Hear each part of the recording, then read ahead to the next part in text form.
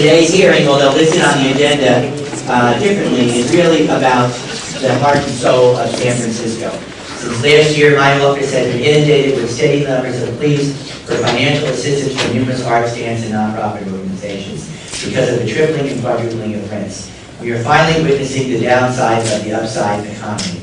Because agencies located in the Mission, Soma, Chinatown, Tenderloin, and the Bayview will be most impacted, the long-term social impact of the displacement of nonprofits will be especially devastating to low-income communities, communities of color, and youth. The rehearsal spaces that these artists use to refine their craft, such as 50 Grady and Footworks, have already been lost. 50 Oak, Dance Mission, ODC are teetering on the edge of eviction, and Rhythm in Motion Studios might be next. We must act decisively and immediately to respond to this crisis, or San Francisco of the future will become a dot-com city only for the hyper-affluent. Instead of being a cultural innovator, we will be a cultural imitator.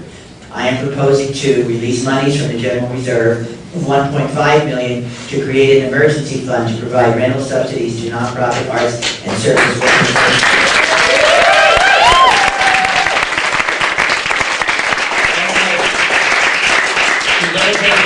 To locate existing space within city-owned property or with organizations that contract with the city to temporarily house nonprofit arts and service organizations that have been or are in danger of being displaced or evicted. For example, allowing dance performance organizations to use Bill Graham Auditorium or the War Memorial Building for rehearsal when these buildings are not being used.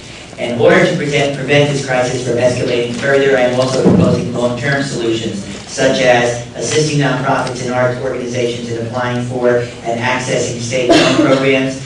I am proposing that the City A purchase property for sole use of nonprofits and arts. One of the first things the city should do is to assist the musicians evicted from downtown rehearsals. They successfully negotiated a $500,000 settlement from the new owner, specifically to identify and develop a new home. And I think it's time for the city to demonstrate its commitment to making this happen. My board had identified a larger problem, I think, which is a deteriorated arts environment.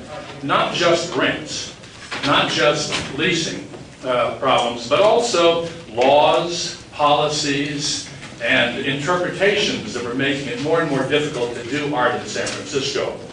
We need rent subsidies, and it would be really great to buy buildings. It would be great to buy the Dance Mission. I think that the owners who have it now, they're much more in a flexible place because they're afraid that Prop L, and we think so too, is going to pass, and then they cannot make it into office space because it's more than 5,500 square feet. I think it's time to rethink what we're doing and start prioritizing the thing that nurtures our residents and magnetizes the tourists. We're going to build Laguna Honda Hospital. Why not some art, some dance studios in Laguna Honda? We're going to build Bessie Carmichael School. Why not some art studios there? Give the kids some stimulation, give the artists some subsidized space. The city of Baltimore has a thing called Open Studios. They have a warehouse area where artists get studios that are subsidized on the condition that the public gets to watch them craft once a month.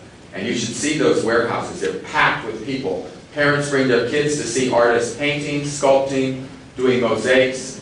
It's quite incredible. We have 40 million passengers come to San Francisco through our airport every year.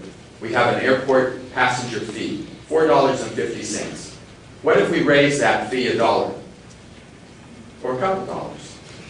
What if we raise the hotel tax? Our hotel tax is not the highest one in the country. The tourists are going to come. We need to support the artists and keep magnetizing the tourists. Thank you.